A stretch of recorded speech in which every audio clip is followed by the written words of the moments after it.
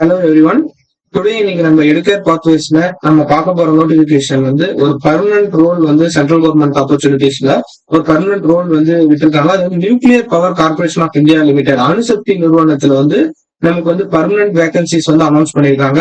So இதுக்கு வந்து நம்ம என்னென்ன டிசிப்ளின் வந்து அப்ளை பண்ணலாம், எந்தெந்த இன்ஜினியரிங் டிசிப்ளின் அப்ளை பண்ணலாம், எந்தெந்த சயின்ஸ் டிசிப்ளின் அப்ளை பண்ணலாம், எந்தெந்த யார் யாருக்கு இந்த ஜாப் ஆப்பர்ச்சுனிட்டிஸ் வந்து இருக்கு அப்படின்றத நம்ம வந்து இந்த வீடியோல பார்க்க போறோம். தென் வந்து பாத்தீங்கன்னா இதனோட எசென்சியல் குவாலிபிகேஷன் என்ன, எந்த டிகிரி முடிச்சவங்களோட என்னென்ன படிச்சிருக்கணும், தென் இதுக்கு ஏஜ் லிமிட் என்ன, இதுக்கான பே மேட்ரிக்ஸ் எவ்வளவு, செலக்ஷன் ப்ரொசீஜர், எக்ஸாம் பேட்டர்ன் எப்படி இருக்கும், டாக்குமெண்ட் வெரிஃபிகேஷன்ல என்னென்ன மாதிரியான இதெல்லாம் பண்ணுவாங்க, தென் வந்து எப்படி அப்ளை பண்ணுவோம், இது எல்லாமே வந்து நம்ம இந்த நோட்டிபிகேஷன்ல வந்து கிளாரிட்டியா பார்க்க போறோம். சோ இது வந்து பாத்தீங்கன்னா ஒரு அணுசக்தி நிறுவனம் வந்து மகாராஷ்டிரால தாராப்பூர்ல இருக்கு. சோ இது வந்து பாத்தீங்கன்னா ஒரு நியூக்ளியர் ரியாக்டர்ல நம்ம வந்து ஒரு சயின்டிஸ்ட் அண்டர்ல இந்த ஜாப் வந்து நமக்கு கொடுத்துருக்கிறது வந்து ரியலி ஹெல்ப்ஃபுல்லா இருக்கும். இந்த ஜாப் வந்து பாத்தீங்கன்னா மேக்சிமம் நீங்க இப்ப யூடியூப்லயும் நீங்க நிறைய இடத்துல பார்த்தாலுமே இந்த சென்ட்ரல் கவர்மெண்ட்ல இருக்கவங்க நிறைய நார்த் இந்தியன் பீப்புள்ஸ் தான் இந்த ஜாபை பத்தி நிறைய பேசியிருப்பாங்க. நம்ம தமிழ்நாட்டு பீப்புள்ஸ் வந்து இந்த ஜாப் இருக்கிறத வந்து நிறைய பேர் அப்ளை பண்ண மாட்டேங்கிறாங்க. சோ இந்த ஜாப் வந்து எப்படி வந்து இதுக்கு படிக்கலாம், என்ன மாதிரியான டாக்டிக்ஸ் யூஸ் பண்ணா வித்தின் 2 months இந்த ஜாப்குள்ள போக முடியும் அப்படின்றதெல்லாம் வந்து இந்த இந்த இதுல இந்த இருக்கிறது வந்து ரொம்ப ஈஸியான ஆப்பர்ச்சுனிட்டி தான். ஸோ தமிழ்நாட்டு பீப்புள்ஸ் வந்து இதை யூஸ் பண்ணிக்கோங்க. ஸோ இதுல வந்து ஃபர்ஸ்ட் வந்து டேட் வந்து சொல்லியிருக்காங்க. Opening date for submission online application வந்து 15th January சொல்லியிருக்காங்க. க்ளோசிங் டேட் வந்து பாத்தீங்கன்னா 4th February. So 15th January தான் இந்த அப்ளிகேஷன் வந்து லிங்கே நமக்கு வந்து ஓப்பன் ஆகும். நமக்கு அப்ளிகேஷன் ஃபீஸ் பாத்தீங்கன்னா இது 100 rupees to 150 rupees தான் இதுக்கான அப்ளிகேஷன் ஃபீஸ் வந்து சொல்லியிருக்காங்க. சோ இது வந்து ஃபீமேல்ஸ்க்கு வந்து இது டோட்டலாவே இந்த இடத்துல வந்து ஃபீஸஸ் இல்ல. சோ அதுவும் வந்து நம்ம ஃபர்தரா எக்ஸ்பிளைன் பண்ண போறோம். சோ இதுல வந்து பாத்தீங்கன்னா நம்ம நெக்ஸ்ட் வந்து பாத்தீங்கன்னா டிசிப்ளின் பிரேக்கப் பாத்தீங்கன்னா நம்ம வந்து டிப்ளமோ ஹோல்டர்ஸ்க்கு வந்து நமக்கு வந்து அரௌண்ட் 14 வேகன்சிஸும், ஐடிஐ 10th 12th முடிச்சுட்டு நம்ம ஐடிஐ சர்டிபிகேட் வச்சிருந்தோம்னா அவங்களுக்கு வந்து 83 வேகன்சிஸ் கொடுத்துருக்காங்க. 83 வந்து ரொம்ப ஹியூஜ் வேகன்சிஸ். அதுல வந்து மெயின்டெனன்ஸ்க்கும் ஆபரேஷனுக்கு தனியா கொடுத்துருக்காங்க. ஸோ அப்புறமேட்டுக்கு அதர்ஸ் வந்து பாத்தீங்கன்னா ஒரு 17 வேகன்சிஸ் கொடுத்துருக்காங்க. ஸோ இந்த இந்த இதுல வந்து பாத்தீங்கன்னா சயின்டிபிக் அசிஸ்டன்ட் அப்படின்னும் போது civil engineering discipline, mechanical engineering discipline, instrumentation, electrical, electronics engineering இவங்க எல்லாருமே வந்து இந்த சயின்டிபிக் அசிஸ்டன்டோட ரோலுக்கு வந்துருவோம். ஸோ டெக்னீஷியன் ரோல் பாத்தீங்கன்னா சர்டிபிகேஷன் எஸ்எஸ்சி முடிச்சுட்டு ஐடிஐ சர்டிபிகேஷன் பண்றவங்க வந்து இந்த 83 வேகன்சிஸ் வந்து அவைல் பண்ணலாம். ஸோ நம்ம தமிழ்நாட்டுல வந்து ஐடிஐ முடிச்சுட்டு 10th 12th முடிச்சுட்டு ஜாப் ரோல் பே பண்றவங்க வெரி மினிமம் சேலரிக்கு தான் வெளியில வந்து போயிட்டு இருக்காங்க பிரைவேட்ல. அதுவும் பாத்தீங்கன்னா 12 hours ஜாப் ஆபரேஷன் டிவிஷன்ல நிறைய வந்து ஒசூர் டிவிஎஸ் கம்பெனில இருந்து அந்த சைட்ல இருக்கவங்க எல்லாருமே நிறைய வந்து ப்ரூவ் பண்ணி அவங்க ஒர்க் வந்து ஹெக்டிகா இருக்கு. ஸோ இது வந்து இந்த எர்லியர் ஸ்டேஜஸ்ல வந்து ஒரு 3 months 4 months கேப் எடுத்து நம்ம ப்ரிப்பேர் பண்ணாங்கன்னா இதுக்கான பே லெவல்லாம் பாத்தீங்கன்னா ஹியூஜ். நமக்கு வந்து 70,000 80,000 வரையும் மினிமமாவே நமக்கு இது கிடைக்கும். சோ அதை வந்து நம்ம எப்படி வந்து இதை நம்ம வந்து இந்த வேகன்சிஸ் போக போறோம், நம்ம தமிழ்நாட்டு பீப்புள்ஸ் வந்து காம்படிட் பண்ணலான்றதெல்லாம் நம்ம இதுல எக்ஸ்பிளைன் பண்ண போறோம். சோ ஹியர் வந்து நம்ம வந்து இந்த நெக்ஸ்ட் வந்து இதுல வந்து நான் எஜுகேஷன் குவாலிபிகேஷன் வந்து இதுல நான் வந்து டீடைல்டா சொல்ல போறேன். ஏன்னா வந்து யார் யார் இதுக்கு அப்ளை பண்ணலாம், யார் யார் வந்து இதுக்கு வந்து அப்ளை பண்ணலாம்ன்றத நிறைய கன்ஃபியூஷன் இருக்கும். இதுக்கு வந்து பாத்தீங்கன்னா நம்ம வந்து diploma holders, engineering students apply பண்ணலாமா, இல்ல வந்து எம்இ முடிச்சிருந்தா அப்ளை பண்ணலாமா, இல்ல ஐடிஐ முடிச்சவங்க அப்ளை பண்ணணுமா, இந்த மாதிரியான ஹெவி கன்ஃபியூஷன் இருக்கும் உங்களுக்கு. நான் அதை இதை வந்து கிளாரிஃபை பண்றேன்.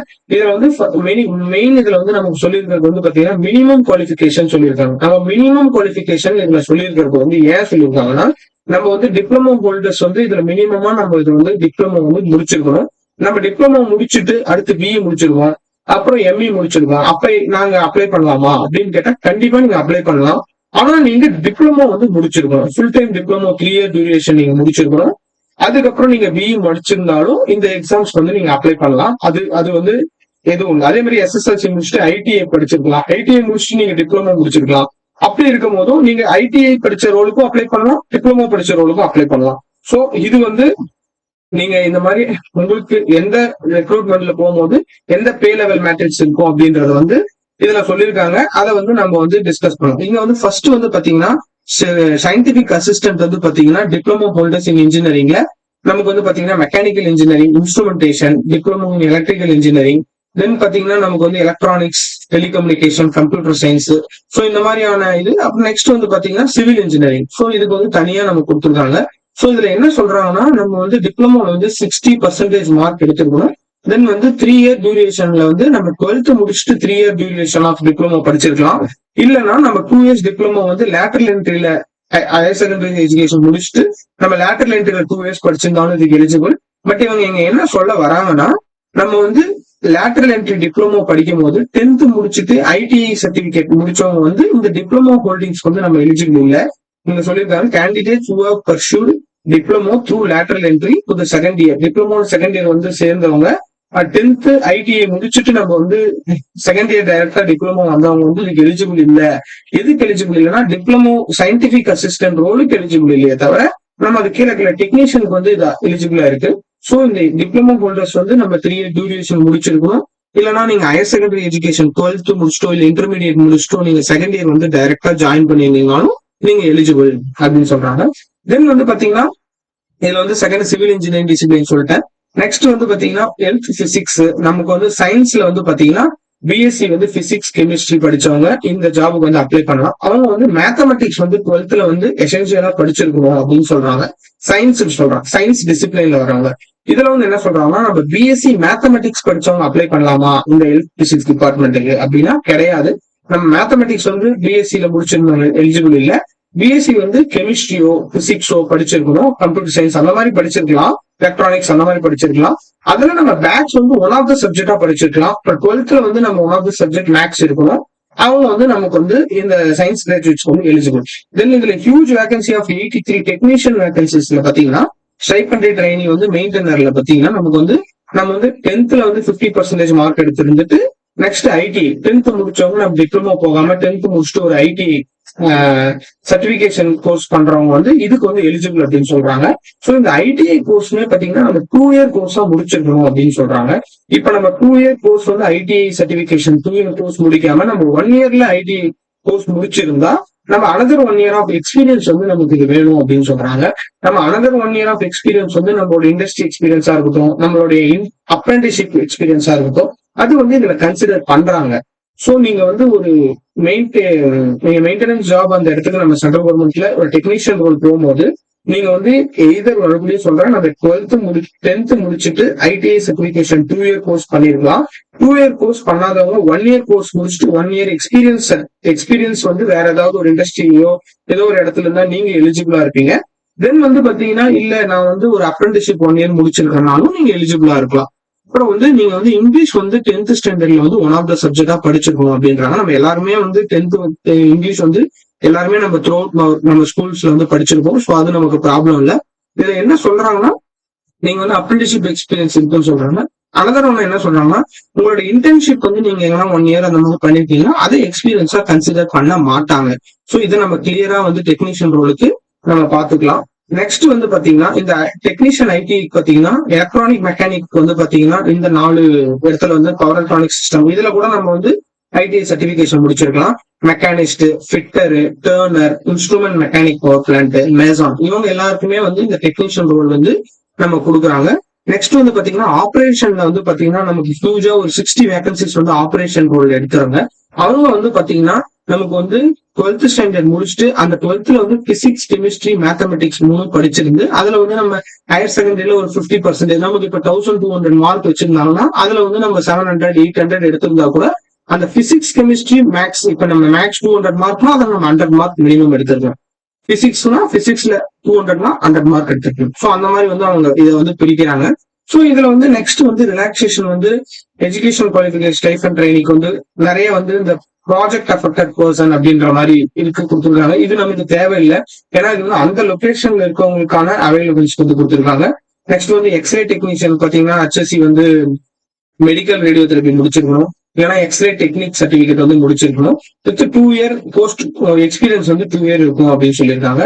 நெக்ஸ்ட் வந்து கிரேட் வந்து பார்த்தீங்கன்னா HR ஃபினான்ஸ் அண்ட் அக்கௌண்ட்ஸ் வந்து நம்ம எனி டிகிரி முடிச்சிருக்கலாம், அது வந்து நம்ம இது எலிஜிபிள். பட் இதுக்கு இந்த அசிஸ்டன்ட்டோ எக்ஸ்ரே டெக்னீஷியனுக்கோ எப்படி வந்து எக்ஸாம் பேட்டர்ன் இருக்கு அப்படின்றதெல்லாம் நம்ம வந்து ஃபர்தரா பார்க்கலாம். ஸோ இதுல இங்க சொல்லியிருக்கிறதா நான் சொல்றேன். இது வந்து டிப்ளமோ வேகன்சிஸ் டிப்ளமோ பீப்புள்ஸ் மட்டும் எலிஜிபிள்னு இல்லை, நம்ம டிப்ளமோ முடிச்சுட்டு பிஇ முடிச்சவங்களோ இல்ல ஐடிஐ முடிச்சுட்டு டிப்ளமோ முடிச்சுட்டு பிஇ முடிச்சவங்களா கூட இதுக்கு நம்ம அப்ளை பண்ணலாம். ஸோ ஹியர் வந்து நம்ம நெக்ஸ்ட் வந்து இதுல என்ன பாக்குறோம்னா பே மேட்ரிக்ஸ் வந்து பாக்குறோம். நம்ம வந்து இப்போ வந்து 7th பே கமிஷன்ல வந்து நம்ம இருக்கோம். ஸோ 7th பே கமிஷன் படி பார்த்தோம்னா நம்மளுடைய சயின்டிபிக் அசிஸ்டன்ட் அதாவது டிப்ளமோ ஹோல்டர்ஸ் வந்து என்னன்னா நம்ம டேக் ஹோம் வந்து 55,000 வந்து வாங்கலாம். டெக்னீஷியன் வந்து அரௌண்ட் 37,000 வந்து நம்ம 34,000 வந்து இன்னர் சேலரி கிடைக்கும். எக்ஸ்ரே டெக்னீஷியனுக்கு அரௌண்ட் லெவல் 4 மேட்ரிக்ஸ் கொடுத்துருக்காங்க. ஸோ அதனால வந்து இவங்களுக்கு வந்து அரௌண்ட் 40,000 கிடைக்கும். ஸோ இது என்ன சொல்ல வரலாம், இது வந்து 7th பே கமிஷன் படி தான் சொல்லியிருக்காங்க. நம்ம சென்ட்ரல் கவர்மெண்ட்ல வந்து 2027ல 8th பே கமிஷன் வந்து கொண்டு வந்துருவோம்னு சொல்லியிருக்காங்க. ஸோ இந்த பே கமிஷன் வரும்போது நமக்கு 70,000 75,000 வந்து நமக்கான பேசிக் பேவே மாறப்போகுது. அப்படி நம்ம மாறும் போது இந்த டிப்ளமோ ஹோல்டர்ஸ்க்கு வந்து இது வெரி குட் ஆப்பர்ச்சுனிட்டி அப்படின்னு நான் சொல்லுவேன். ஸோ நம்ம சென்ட்ரல் கவர்மெண்ட்ல பர்மனன்ட் எம்ப்ளாயிஸ் நம்ம உள்ள போறோம்னாலே அதுக்கு வந்து நம்ம இன்னும் பெனிஃபிட்ஸ் வந்து நமக்கு வந்து ஒரு டியர்னஸ் அலவன்ஸா இருக்கட்டும், எம்ப்ளாயி பெனிஃபிட்ஸா இருக்கட்டும், லீவா இருக்கட்டும், இன்சென்டிவ்ஸா இருக்கட்டும், நிறைய வந்து லோன் பேமெண்டா இருக்கும், மெடிக்கலா இருக்கட்டும், நமக்கு வந்து அவங்க உள்ள போகும்போது நம்மளுடைய ஃபியூச்சர் வந்து நம்ம ஒய்ஃப் நம்ம குழந்தைங்கலாம் படிக்கிறதுக்கான ஸ்கூல்ஸா இருக்கட்டும், இது எல்லாமே வந்து நம்ம சென்ட்ரல் கவர்மெண்ட்ல வந்து இருக்கு. ஸோ இது வந்து நம்ம நிறைய வந்து தெரியறது இல்ல. நம்ம சென்ட்ரல் கவர்மெண்ட் ஆப்பர்ச்சுனிட்டில வெரி ஈஸியா ஒரு எஸ்எஸ்எல்சியோ ஒரு ஹையர் செகண்டரி முடிச்சுட்டே கூட போய் நல்ல பே வாங்கலாம் அப்படின்றது தெரியறது இல்ல. இது கண்டிப்பா யூஸ் பண்ணலாம் இந்த ஆப்பர்ச்சுனிட்டியை. ஸோ இதுல பே மேட்ரிக்ஸ் நம்ம பார்த்துட்டோம். ஸோ இங்க வந்து ஏஜ் ரிலாக்ஸேஷன் ஆஸ் யூஸ்வல் இங்க கொடுத்துருக்காங்க. ஸோ லைக் வந்து நீங்க வந்து ஒரு ஓபிசி கேட்டகரியில வந்தீங்கன்னா உங்களுக்கு 3 இயர் ரிலாக்ஸேஷன், இது வந்தீங்கன்னா 5 இயர் ரிலாக்ஸேஷன், எஸ்சி எஸ்டி வந்தீங்கன்னா கொடுத்துருக்காங்க. ஸோ இதுல வந்து அகைன் வந்து பாத்தீங்கன்னா நீங்க அந்த என்டிசிஐஎல் கான்ட்ராக்ட் எம்ப்ளாயிஸ் யாராவது அந்த என்டிசிஐஎல்ல நீங்க ஒர்க் பண்ணிட்டு இருந்தீங்கன்னா அவங்களுக்கு வந்து பிக்ஸ்ட் டேர்ம் பேசிஸா ஏதாவது ஒர்க் பண்ணிட்டு இருந்தீங்கன்னா உங்களுக்கு 5 இயர் ரிலாக்ஸேஷன் கொடுக்குறாங்க. ஸோ நீங்க இதை வந்து எக்ஸ் சர்வீஸ் மேனு, பிடபிள்யூடி கேட்டகரிஸ்க்கு, அப்புறம் person affect, project affected persons, இந்த மாதிரி எல்லாத்தையும் கொடுத்துருக்காங்க. இது நம்ம டீட்டெயிலா நோட்டிபிகேஷன் வந்து நான் கமெண்ட் செக்ஷன்ல மென்ஷன் பண்றேன். அதை நீங்க பாத்தீங்கன்னா உங்களுக்கானது கிளாரிட்டியா தெரிஞ்சிடும். ஸோ இங்க நெக்ஸ்ட் வந்து நான் என்ன சொல்ல வரேன்னா, செலக்ஷன் ப்ரொசீஜர் பத்தி சொல்லும் போது இந்த செலக்ஷன் ப்ரொசீஜர் வந்து நமக்கு வந்து டிப்ளமோ ஹோல்டர்ஸ்க்கு வந்து 50% வந்து ஆன்லைன், 50% வெயிட்டேஜ் வந்து ஆன்லைன் டெஸ்ட்டுக்கும் 50% வந்து பர்சனல் இன்டர்வியூக்கும் கொடுக்குறாங்க. ஸோ இதுல வந்து நம்ம வந்து ஆன்லைன் டெஸ்ட் வந்து ஒரு எவ்வளவு நேரம் இருக்கும் அப்படின்றதெல்லாம் சொல்றேன் நான். ஸோ இயர் வந்து செகண்ட் வந்து பாத்தீங்கன்னா ஆப்ரேட்டர் அண்ட் மெயின்டெனன்ஸ் வந்து பாத்தீங்கன்னா 2 டெஸ்ட் நடக்கும். நமக்கு ஒரு பிலிமினரி டெஸ்ட், அட்வான்ஸ் டெஸ்ட் நடக்குது. பிலிமினரி டெஸ்ட் வந்து 1 hour டியூரேஷன் கொடுத்துருக்காங்க. அட்வான்ஸ் டெஸ்ட் வந்து 2 hour டியூரேஷன் இருக்கு. ஸோ இதுல எக்ஸ்ரே டெக்னீஷியனுக்கும் சேம் வந்து நம்ம எக்ஸ்ரே டெக்னீஷியனுக்கும் அதே பிலிம்ஸ் டெஸ்ட், அட்வான்ஸ் டெஸ்ட் இருக்கு. அது இல்லாம அவங்களுக்கு வந்து ஸ்கில் டெஸ்ட் இருக்கு. ஸோ இது வந்து இன்னொன்று வந்து இந்த கொஸ்டின் பேப்பர் வந்து பாத்தீங்கன்னா நமக்கு வந்து ஹிந்திலையும் இங்கிலீஷ்லயும் மராத்திலையும் இருக்கும். ஸோ நீங்க வந்து ஒரு இங்கிலீஷ் ப்ரொஃபிஷியன்சில வந்து நல்லா இருந்தீங்கன்னா, தமிழ்ல வந்து இந்த கொஸ்டின் பேப்பர் இருக்காது, அதை நான் இதுல சொல்லிடுறேன். ஏன்னா இது வந்து ஒரு பியூர்லி ஒரு சென்ட்ரல் கவர்மெண்ட் ஜாப்ன்றதுனால நம்ம ஹிந்தி இங்கிலீஷ் தான் வந்து இதுல இருக்கும். நெக்ஸ்ட் வந்து பாத்தீங்கன்னா இந்த ஜாப்ல வந்து பாத்தீங்கன்னா நான் சொன்ன மாதிரி டிப்ளமோ ஹோல்டர்ஸ்க்கு வந்து பாத்தீங்கன்னா நம்ம இனிஷியல் ப்ரிலிம் ஸ்டேஜ் 1 இருக்கிற டெஸ்ட் வந்து பாத்தீங்கன்னா 1.5 hours 50 minutes 100 marks test. So 50 minutes 2 mark questions each mark. இதுக்கு வந்து 1/4 நெகட்டிவ் மார்க் கொடுக்குறாங்க.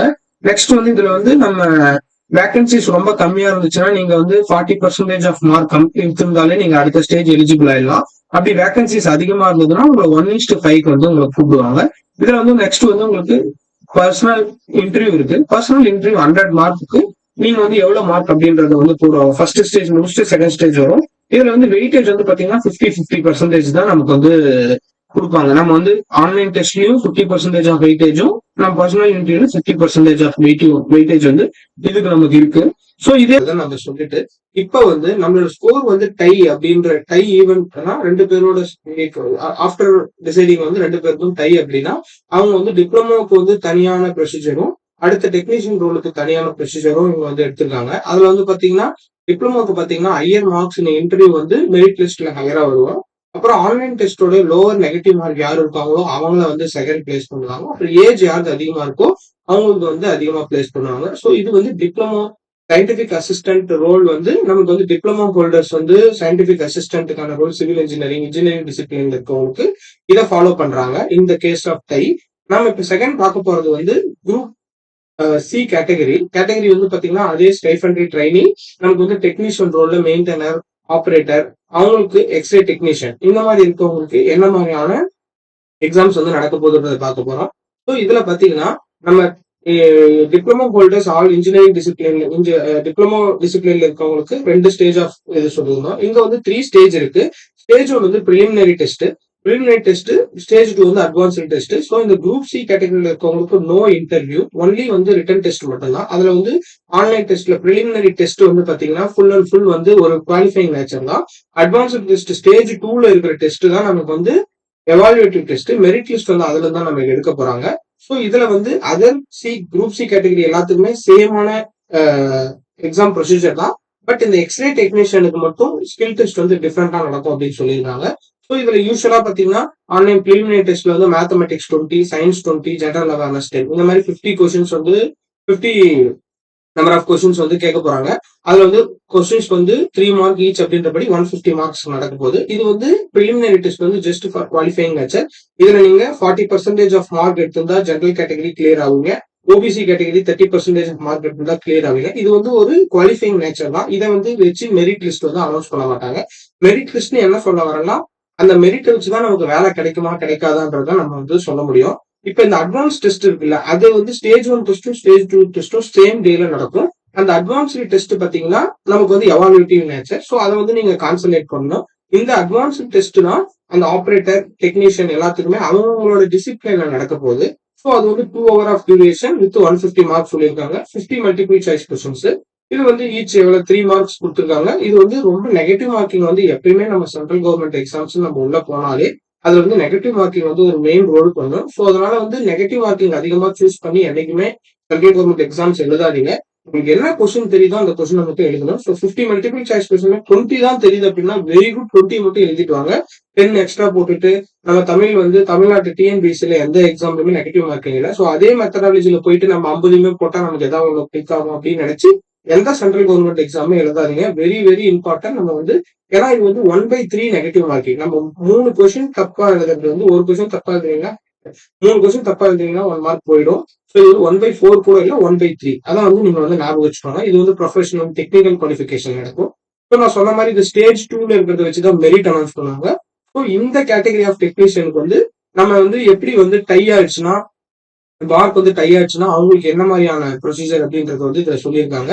ஸோ இது வந்து ஹையஸ்ட் லோவஸ்ட் நெகட்டிவ் மார்க் இருக்கணும். அதனால தான் அந்த லோவஸ்ட் நெகட்டிவ் மார்க்கிங்லாம் யாருக்கு இருக்கோ அவங்க தான் வந்து நம்ம மெரிட் லிஸ்ட்ல வந்து இன்கேஸ் டையா இருந்துச்சுன்னா அவங்க வந்து அவங்க கூப்பிடுவாங்க. அப்புறம் மேத்தமெட்டிக்ஸ்ல நல்லா ஸ்கோர் பண்ண பாருங்க, சயின்ஸ்ல நல்லா ஸ்கோர் பண்ண பாருங்க. ஏவன் ஜென்ரல் அவேர்னஸ் கம்பேர் பண்ணும்போது இதெல்லாம் நீங்க பண்ணீங்கன்னா உங்களுக்கு வந்து நல்லா வந்து உங்களுக்கு டையா இருந்தாலும் உங்களுக்கு பேசிஸ் வந்து அதிகமா வரும். ஸோ ஸ்டேஜ் 1 ஸ்டேஜ் 2 டெஸ்ட்டும் சேம் டேல நடக்கும்னு சொல்லியிருக்காங்க. ஸோ தென் வந்து பாத்தீங்கன்னா இயர் வந்து நான் சொன்ன மாதிரி ஆப்ரேட்டர் அவங்களுக்கு எல்லாத்துக்குமே வந்து ஸ்டேஜ் 3 டெஸ்ட் வந்து டிஃப்ரெண்டா இருக்கும். டாக்குமெண்ட் வெரிஃபிகேஷன் ஸ்கில் டெஸ்ட் வந்து எக்ஸ்ரே டெக்னீஷியனுக்கு வந்து டிஃப்ரெண்டா இருக்கும். நம்ம வந்து stipendiary maintainer and fitter and operator அவங்க ரோலுக்கு வந்து ஸ்டேஜ் 3க்கு வந்து டாக்குமெண்ட் வெரிஃபிகேஷனுக்கு 1:3 கூப்பிடுவாங்க ஸ்டேஜ் 2ல இருந்து. ஸோ இங்க எக்ஸ்ரே டெக்னீஷியன்ஸ் பாத்தீங்கன்னா 1:5 கூப்பிடுறாங்க. தென் எக்ஸ்ரே டெக்னீஷியன்ஸ்க்கான ஸ்டேஜ் 3 வந்து ஜஸ்ட் ஃபார் குவாலிஃபைங் நேச்சர். நம்ம எப்படி வந்து ஒரு ஸ்கில் டெஸ்ட் நடக்கும் அப்படின்னா நம்ம ஒரு சர்டிபிகேஷன் முடிச்சு ஒரு இது பண்ணிருக்கோம் அப்படின்னா அந்த எக்ஸ்ரே ரிலேட்டடான மெடிக்கல் ரேடியோ தெரப்பி அது ரிலேட்டடான ஒரு ஸ்கில் பேஸ்டு ஒரு ஒரு ஒரு ஒரு ஸ்கில்னா நம்ம நேச்சுரலா அதை வந்து நம்ம வந்து பண்ற மாதிரி இருக்கும். அதை வந்து நீங்க அவங்க பேஸ் பண்ணி உங்க குவாலிஃபையா நாட் குவாலிஃபையா மட்டும்தான் சொல்லுவாங்க. அதுக்கு மார்க்ஸ் எதுவுமே கிடையாது. அவங்களோட கேட்டகரியில கொடுத்துட்டு இந்த கேண்டிடேட்ஸ் குவாலிஃபைங் நேச்சரா இருந்தா குவாலிஃபைடுன்னு சொல்லுவாங்க, நாட் குவாலிஃபைடா இருந்தா நாட் குவாலிஃபைடு சொல்லிடுவாங்க. ஸோ இது வந்து பாத்தீங்கன்னா எக்ஸ்ரே டெக்னீஷியன் கொடுத்துருக்காங்க. தென் நமக்கு வந்து மெயின்டெய்னர் அண்ட் ஆப்ரேட்டருக்கு வந்து ஸ்டேஜ் 3 இந்த மாதிரி நடக்கும். தென் வந்து நம்ம HR அண்ட் ஃபினான்ஸ் அக்கௌண்ட்ஸ்க்கு வந்து டோட்டலி டிஃப்ரெண்டான ஏன்னா இது வந்து நான் டெக்னிக்கல் அப்படின்றதுனால இதுக்குள்ள வந்து நான் வந்து டீப்பா போக விரும்பல. இது வந்து பாத்தீங்கன்னா நீங்க இந்த நோட்டிபிகேஷன்ல கோ த்ரூ பண்ணீங்கனாலே உங்களுக்கு வந்து இதுக்கான ஆன்சர் தெரிஞ்சிடும். ஏன்னா வந்து இதுல வந்து அவங்க எக்ஸாம் முடிச்சுட்டு அவங்க ப்ரொபேஷன் போனா கூட அந்த ப்ரொபேஷன் பீரியட்லயே அவங்களுக்கு நிறைய எக்ஸாம்ஸ் இருக்கிற மாதிரி சொல்லியிருக்காங்க. இந்த கேண்டிடேட் 1 year வந்து ப்ரொபேஷன், அதுல வந்து 6 months அப்புறம் அவங்களுக்கு ஒரு ரிட்டன் டெஸ்ட் இருக்கும்.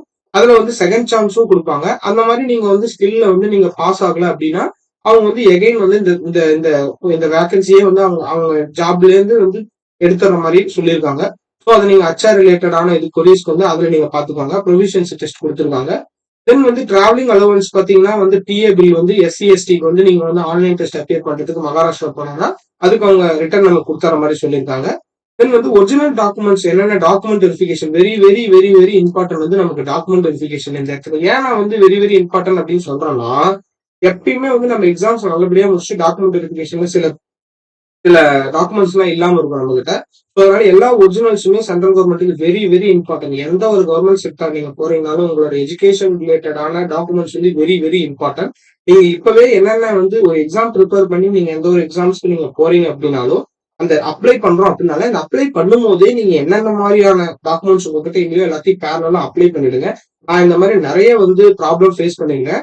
ஸோ அதனால நீங்க வந்து என்ன டாக்குமெண்ட் உங்களுக்கு தேவை அப்படின்னு ஓபிசி கேட்டகரியா இருக்கட்டும், இடபிள்யூஎஸ் கேட்டகரியா இருக்கட்டும், உங்களுக்கு தேவையான ஐடி கார்டு ப்ரூஃப் ஏதாவது வந்து இல்லாம இருந்துச்சுனாலோ, இந்த மாதிரி எது உங்ககிட்ட இல்லையோ, டிசி இல்லையோ, எதுவா இருந்தாலும் நீங்க அப்ளை பண்ணி வாங்கி வச்சுக்கணும். இல்லைன்னா நீங்க கவர்மெண்ட் எக்ஸாம்ஸ்ல இந்த லாஸ்ட் மினிட்ல எல்லாம் நம்ம கஷ்டப்பட்டு படிச்சுட்டு உள்ள போவோம்.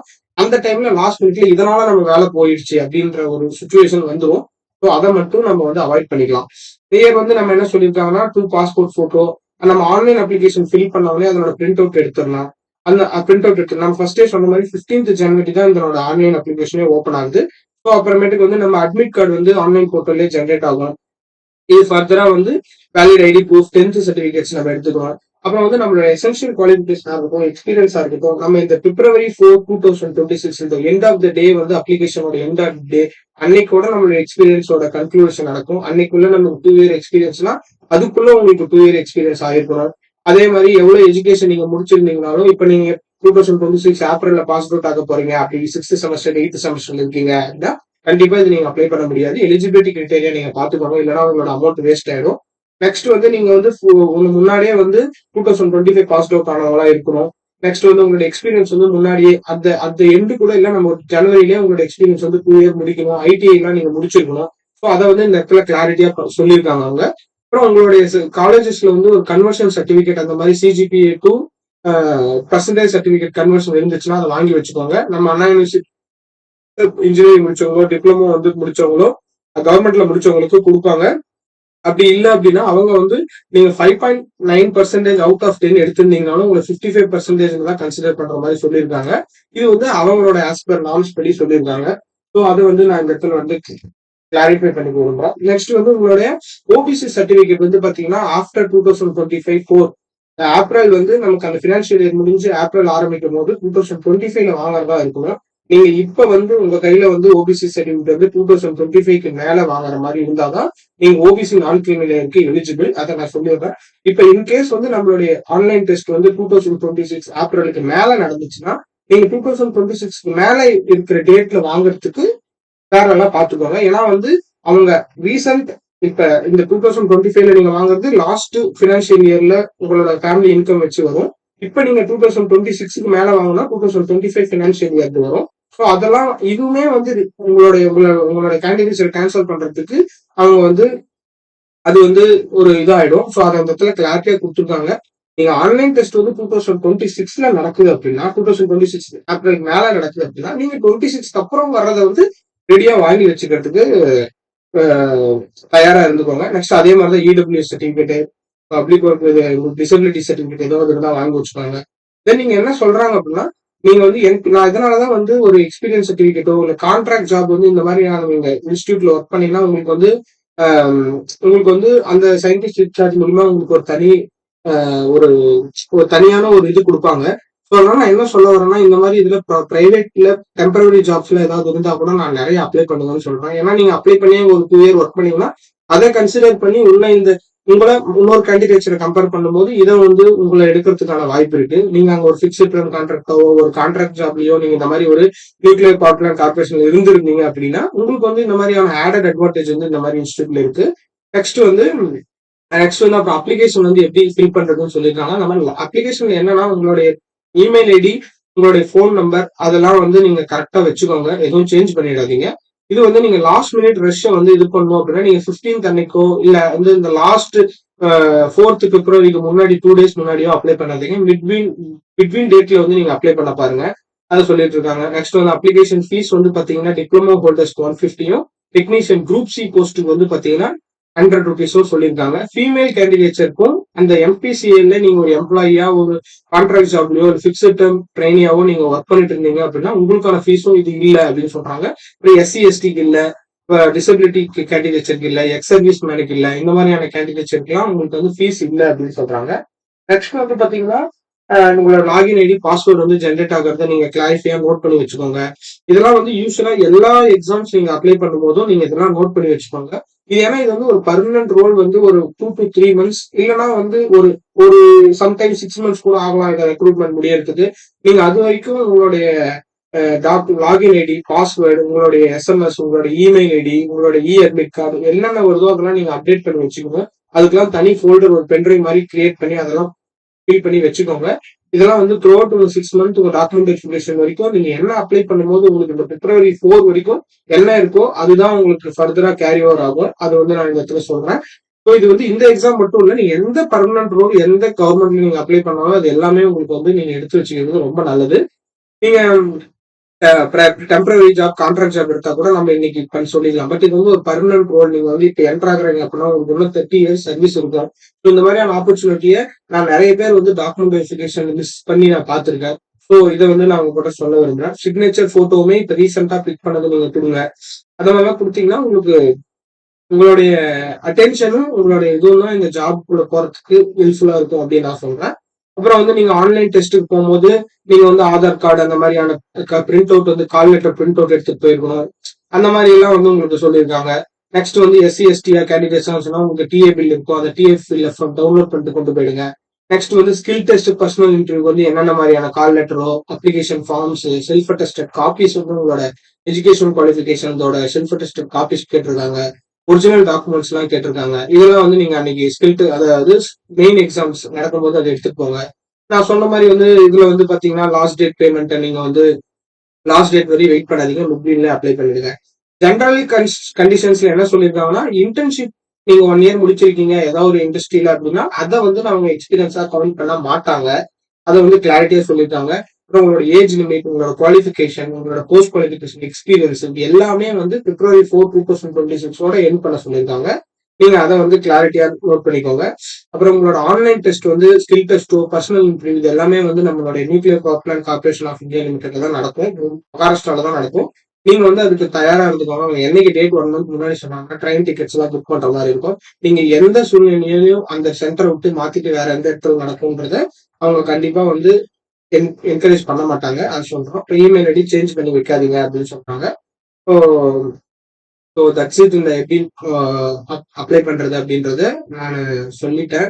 ஸோ எப்படி அப்ளை பண்றது, எப்படி வந்து டாக்குமெண்ட் வெரிஃபிகேஷன் வந்து எப்படி வந்து பண்ணுவாங்க, ஸோ நெக்ஸ்ட் வந்து எப்படி வந்து நீங்க